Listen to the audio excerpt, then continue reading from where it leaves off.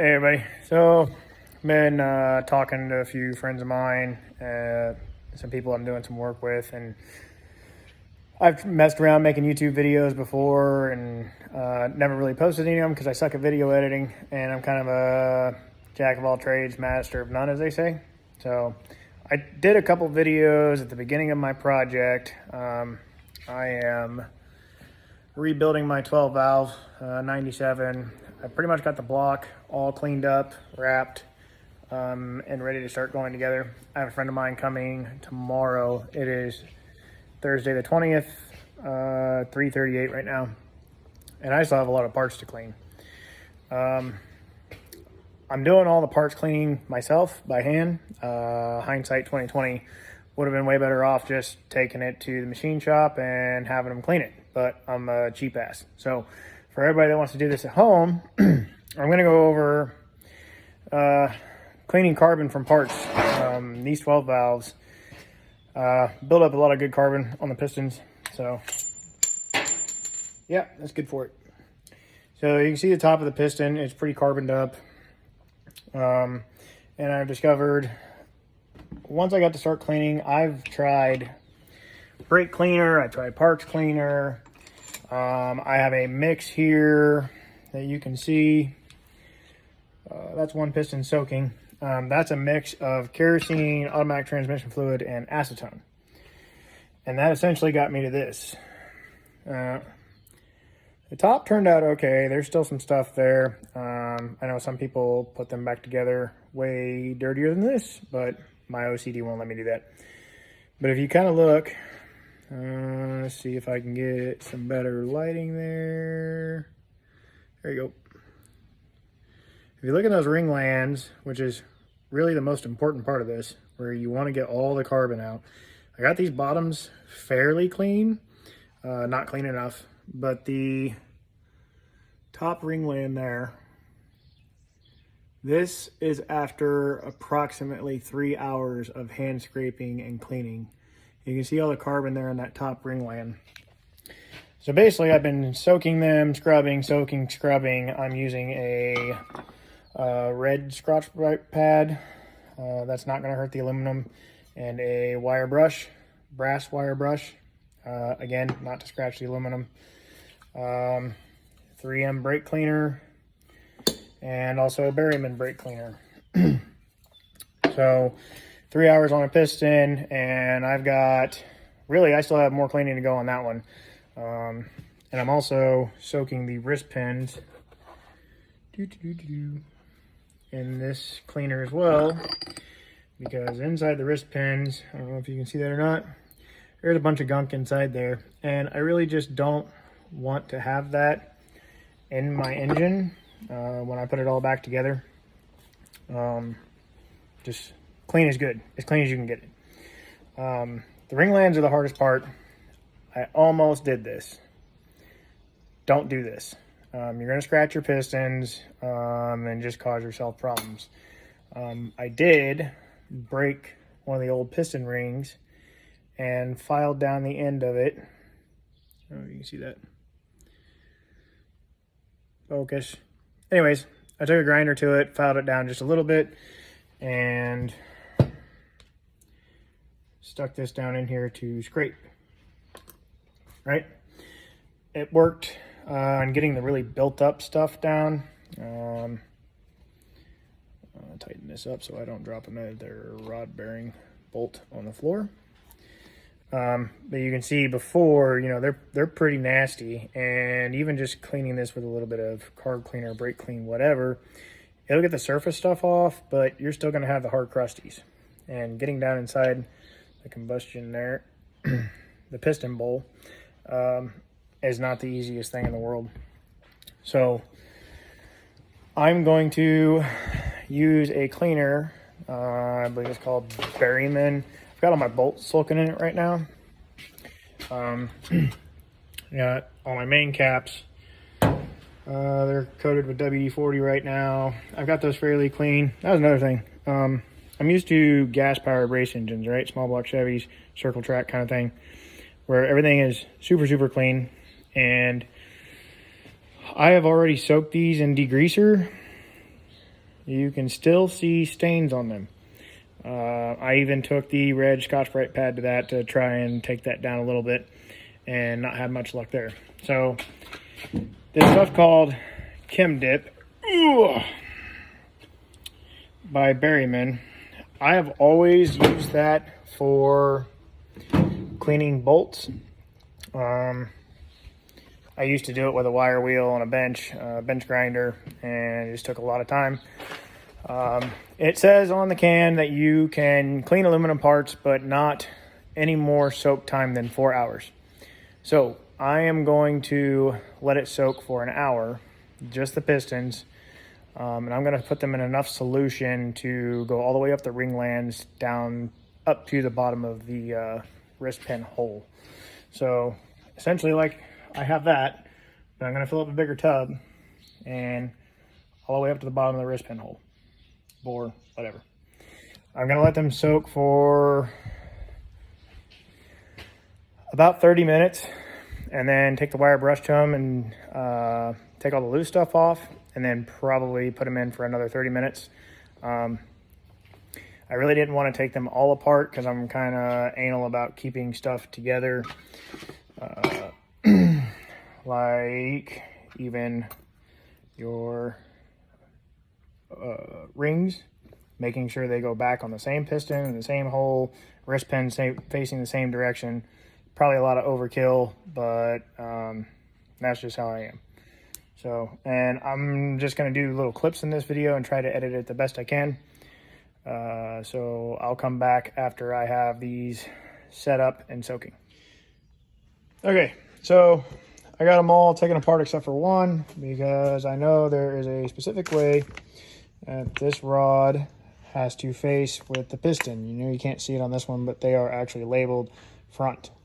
And I didn't pay attention when I took these apart, so I'm going to go ahead and clean the surface of this one by hand so that I can see the orientation of the rod to the piston and make sure I put these back together the correct way.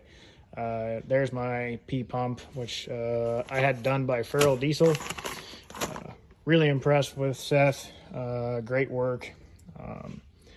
I can post the specs on that if you guys want to see, and I've got a couple other videos on this build. I'll post all the specs on the build, and once it's in the truck and running, of course, we'll also do a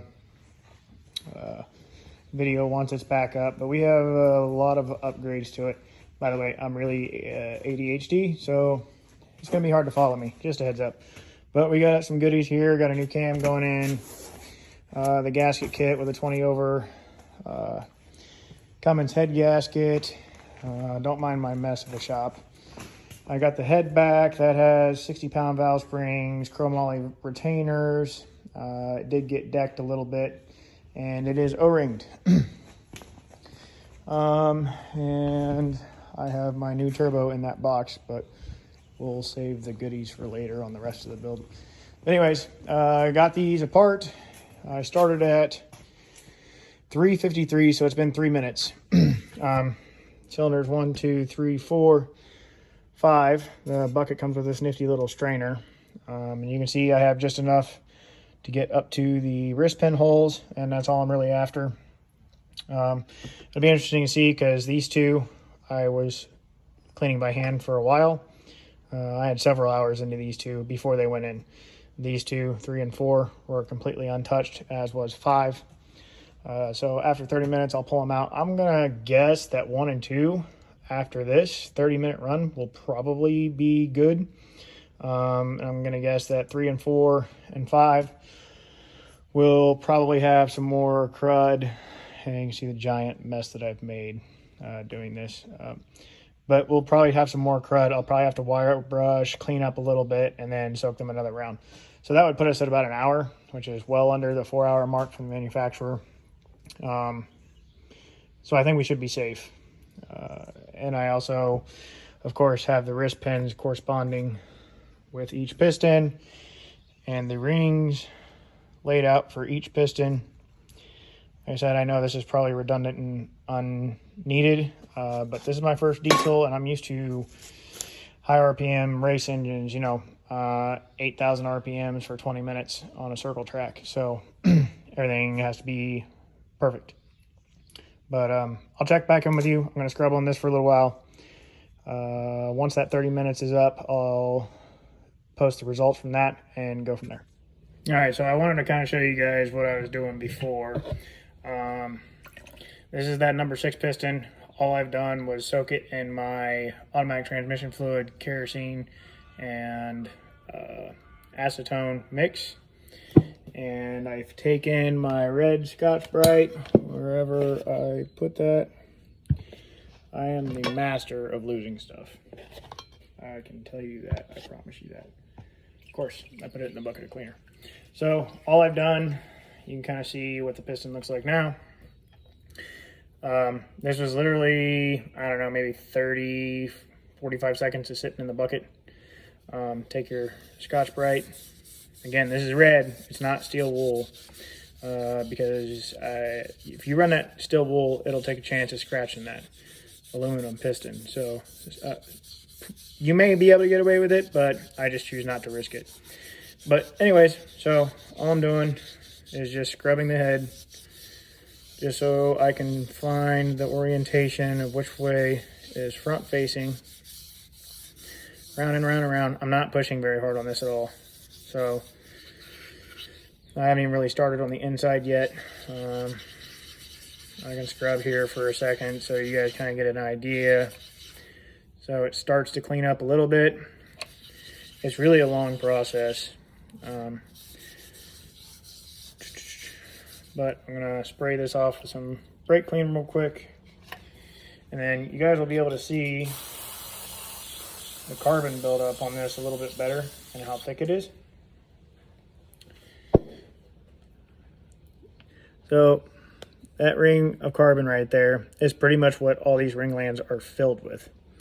And of course, all the way around the outside of the piston. Yeah, I should probably have gloves on. I should probably have safety glasses. I really don't care about PPE. This is not a business. It's my own personal shop, and I'm doing this to myself. So whatever. Anyways, that carbon is really, really, really built up. And if you don't get these clean, I'm sure it's the same in the diesel world as it is the gas world, because a piston ring is a piston ring is a piston ring. That carbon buildup can actually make it so that eventually your piston rings, or the gap rather, will actually end up touching each other. And especially with aluminum pistons, that's a bad day for everybody. You're going to basically squeeze the piston like a pop can until the head of the piston pops off. And then at that point, you're building a new motor. So you really got to get these ring lands really clean. I know the top of the piston, once it's all said and done, it's going to be dirty shortly after driving it. But again, clean engine, new bearings, new parts, not wanting to get anything into those bearings. Wipe this off a little bit better. Okay, so you can start to see if I can get it to focus here. Right here, maybe. Anyways, right here on the piston, right there, it says front. So meaning front, meaning that side goes towards the front of the engine. And then of course there's a F45, there's standard, because these are the stock pistons. This engine had 346,000 miles on it. When I tore it apart, honestly, you could still see the crosshatch in the cylinders. I was very impressed. This is my first Cummins build. So I was very impressed with the actual condition of the block and the cylinders. I was told when I bought the truck that cylinder number 6 had overheated and had some damage to it and had been sleeved and a bunch of other crap. That was all lies. Told me it had 150 horsepower injectors, blah, blah, blah. Once we tore everything apart, basically I had a stock engine with AFC mods, basically. That's it. So, and I've had 30,000 pounds behind this truck, on a stock truck, and a 5-speed. It is a cabin chassis model, so I don't know if that has any play in what it was capable of or not. 14 millimeter main cap bolts or whatever, heavier duty built engine. I don't know. I'm not a professional. So, and again, I'm just scrubbing, wiping, scrubbing, wiping, scrubbing, wiping. I am, see, 53, so it's been 13 minutes, those other pistons of soaking. And I got the top of this looking fairly decent. It's coming little by little. But again, I'd have to do this 6 more times, 6 more pistons. And the top actually comes clean fairly easy. It's the side here, all that heavy buildup and inside the ring lands, that's the real pain. And it's also the most important part. So, see if I can get it a little bit cleaner. I really would like you guys to be able to see that mark that says Ford. Yep. Now you can see it, front. Okay, so that tells me that this, yeah, told you guys I'm a terrible cameraman. So this side of the piston says front. So that tells me how the rod needs to be orientated on the piston wrist pin for the rest of them, because I'm a dummy and didn't pay attention when I took stuff apart. Fortunately, I have a really good friend of mine has built his own 12 valve and essentially ran a service truck working on heavy equipment and diesels. That's coming tomorrow to help me with this. You think I know building race engines to pay attention to what I'm doing as I'm taking stuff apart, but again, I don't focus too well. So I'm gonna let these finish soaking for a little while now that I know the orientation. I still got about 10-15 minutes or so for those to soak, and then I'll pull them and we'll see what they look like. All right, so it's been about 30 minutes. I'm gonna pull these out. Remember, this is 1, 2, 3, 4. These 2 are partially already cleaned. These 2 were untouched. So I'm gonna pull one that was partially already cleaned out first. And already I can see that ringland looks a lot better just after 30 minutes. So I'm gonna let these sit for another 30. That is a lot better. I'm gonna let these sit for another 30. Let's see what the ones that are untouched by me look like. So still a lot of carbon on it. You can see, shake it off. But that was pretty quick. I have not touched it yet, so this is just a brass brush. I'm just gonna lightly scrub.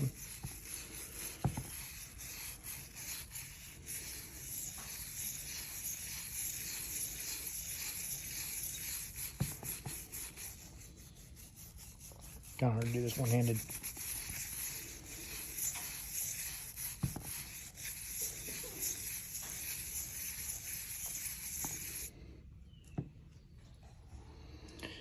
I know those will come clean. The tops will fairly easy, but this is the part this is not fun to do one-handed. Okay, so just a little scrubbing and you can see the carbon wiping away. So I'm going to spray this a little bit.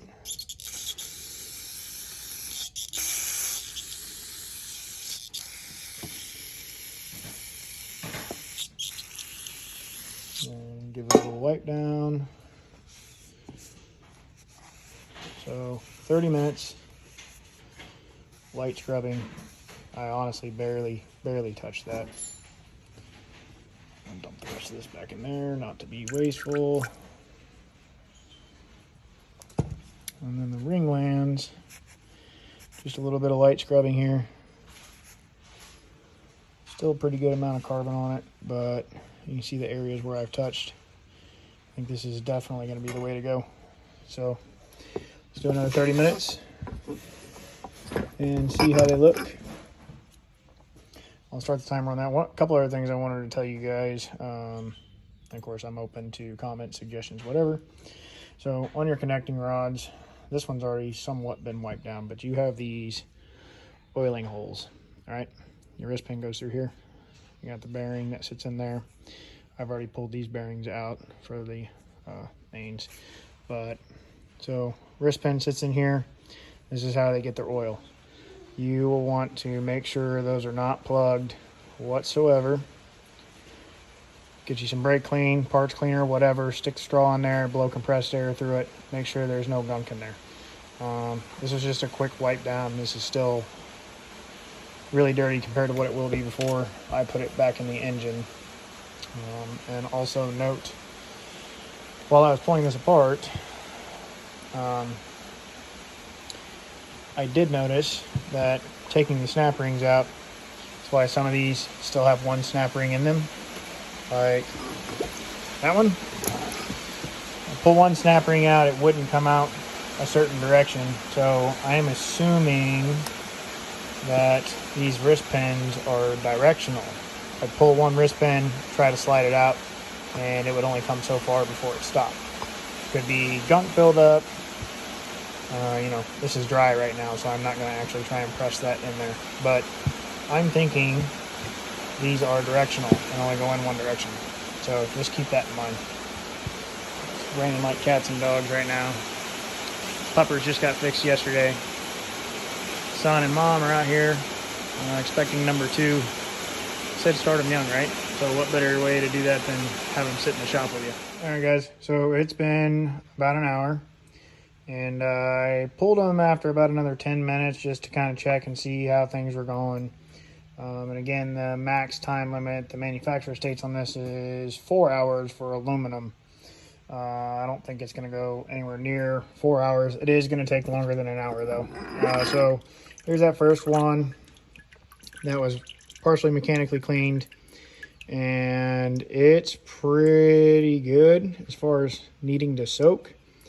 I think if I take some brake clean to that, it'll be good to go. And here is one of the ones that was untouched. Still some good chunks of carbon deposits on there.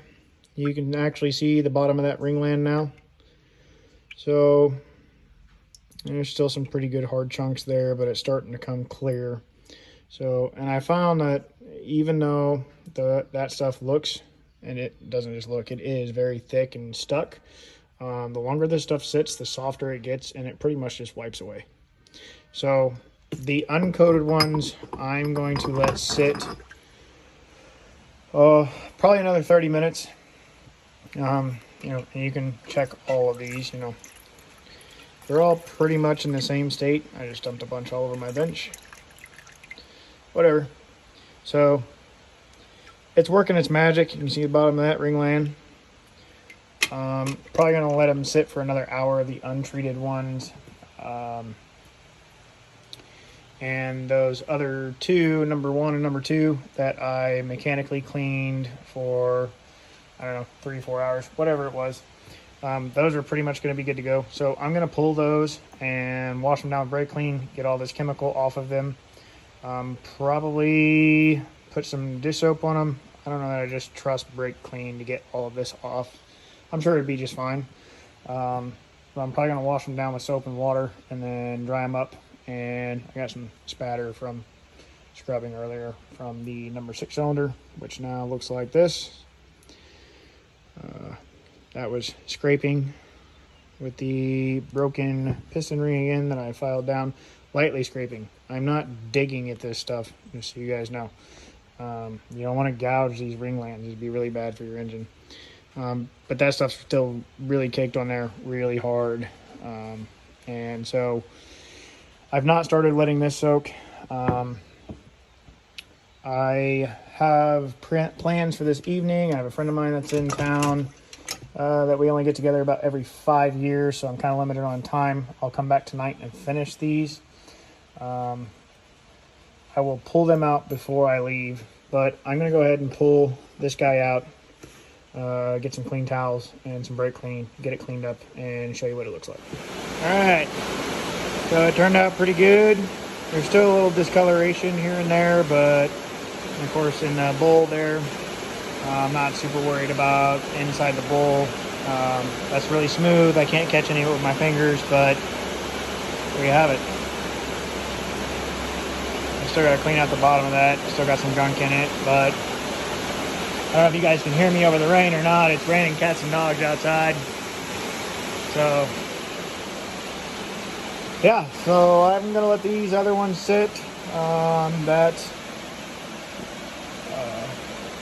I hadn't touched. That number 2, I'm going to go ahead and get it cleaned up and call it good.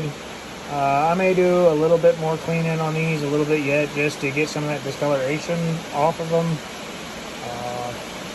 Again, I don't want to get super carried away, but in my opinion, if you're, I'm putting new rings and bearings in this engine, these should probably look like they just came back from the machine shop. So if you don't want to pay the machine shop to do it, you got to put in the time. This stuff helps a ton. Like I said, I spent hours and hours on those two, even trying to get them partially clean, and still had, a bunch of thick carbon buildup stuck onto them. And you just can't have that when you're putting new rings in. So, all right, I guess that's it for now. Once I got them all cleaned and reassembled, or actually I might do a video on reassembly and how that goes.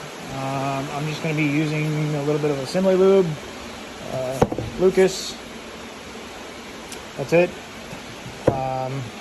But I'm probably going to do that last minute before they are ready to go in the block.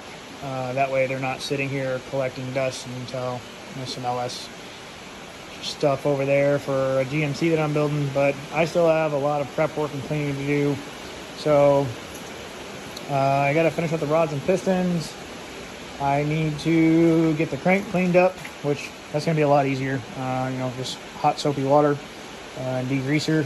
For degreaser, all I use, this is what I use on the engine block, is Super Clean.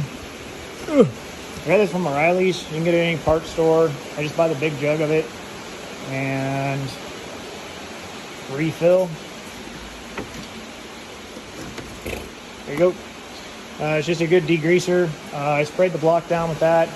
Kind of watched this crap melt away from it, literally. Took a wire brush, scuffed up some spots that were still pretty dirty, and then took my power washer to it, rinsed that off, and then a bucket of water, hot water, with Dawn dish soap, and scrubbed the piss out of it until my fingers hurt. So, and then once that was done, I power washed it again.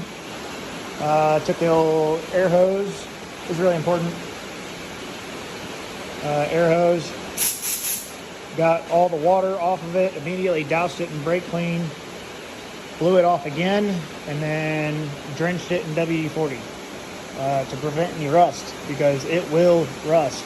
Cylinders, mains, the block itself, the casting, everything will rust on these if you do not get that water off there and get them clean.